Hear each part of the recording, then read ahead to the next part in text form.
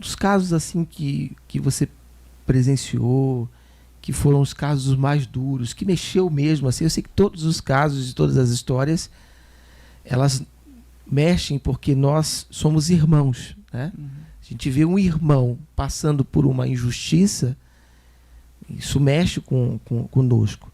Mas assim, os que foram mais cruéis, assim, que você se recorda. Eu vou contar uma história. Vou falar da Nigéria. Eu acho que a Nigéria, ela não é o país onde há mais perseguição, mas onde há mais violência. E a ela crueldade é sistemática. Muito grande. Eu tive a oportunidade de visitar um dos projetos novos da Portas Abertas. A gente começou distribuindo Bíblia e literatura, depois treinamento. É um centro de apoio pós-traumático na Nigéria. Tá? A Nigéria tem o norte do país. Deixa eu contar essa história. Uma irmã, o nome dela, codinome é Ana, e ela morava num dos países do norte da Nigéria, onde tem maioria muçulmana.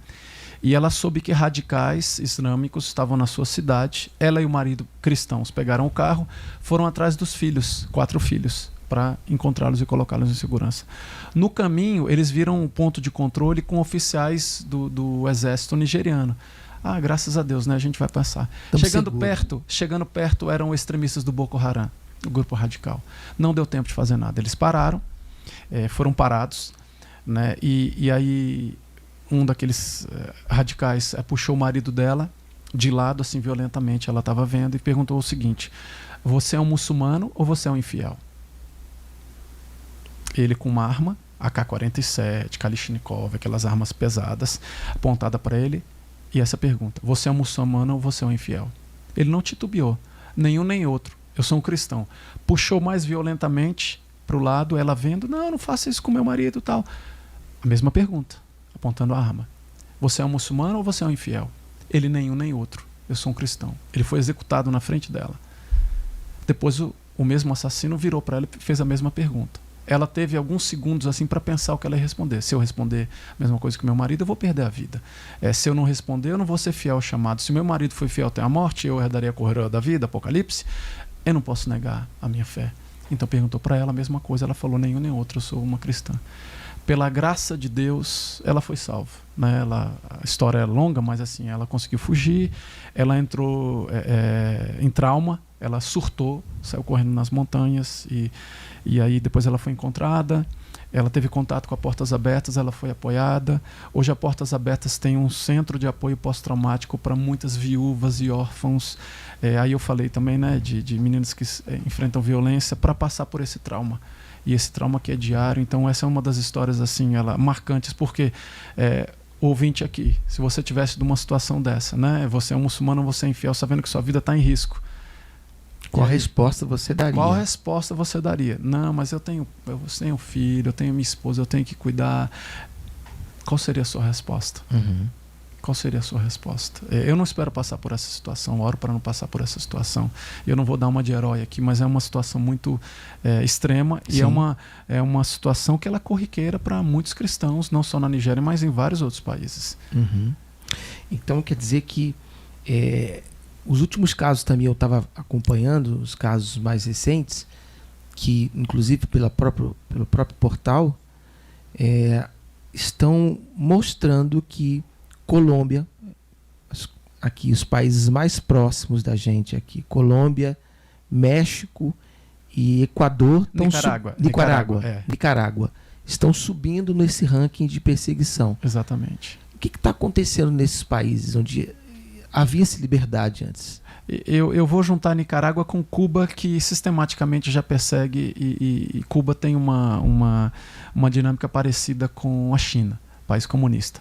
Nicarágua, com o governo atual, houve um controle maior do regime político, a esposa como vice-presidente, aquele controle do Estado e tal. E, de novo, a igreja, Sal e Luz, se levantou para protestar. Muitas igrejas, padres foram presos, pastores foram presos, canais de rádio, televisão, escolas foram presas. Então, há uma ditadura na Nicarágua e que a igreja é inimiga do Estado. De novo, a igreja sendo sal e luz, levantando a voz, né, pregando o evangelho, é perseguida. México e Colômbia têm dinâmicas parecidas em alguns contextos, e eu tive nesses dois países. Há uma perseguição entre as comunidades indígenas. Então, tanto no México quanto na Colômbia, principalmente longe das capitais, né? Se você vai para Bogotá, mega igreja, Medellín, mega igreja, então Cali, mega igreja, mas longe das cidades grandes, os campesinos, né? Nos fincões que eles chamam, né? Nos rincões. Um cristão de origem indígena, ele é um traidor da cultura. Então, ele é submetido às leis locais.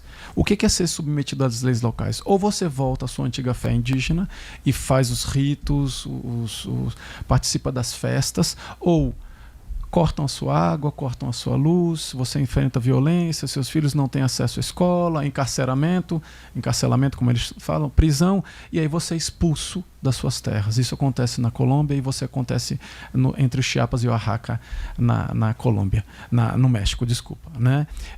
Aí tem a questão dos grupos paramilitares e dos grupos das Farc, né? Houve um tratado de paz e tal, aquele negócio, mas no interior quem continua...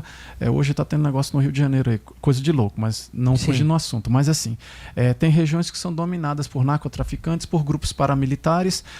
Grupos paramilitares são aqueles que se levantaram contra as guerrilhas, Farc, ELN, então eles se confrontam, né? E eles dominam suas regiões. Então o pastor, a mesma coisa, pastor é sal e luz, prega o evangelho. Ao pregar o evangelho, aquelas pessoas que participavam de atividades de corrupção deixam de participar, quebra o ciclo vicioso da produção de droga e das questões. Então, a Colômbia foi, não na lista atual, mas na lista anterior, a Colômbia estava em 10º lugar como o país mais violento. Mais de 10 pastores tinham perdido a sua vida. Mesma coisa no México com narcotraficantes. Então, aqui pertinho de nós, não no país como um todo, né? Tanto México e Colômbia tem a maioria é cristã, mas há grandes regiões e situações onde os cristãos enfrentam perseguição nesse país, junto com a Nicarágua e Colômbia, e Cuba, que são governos autoritários.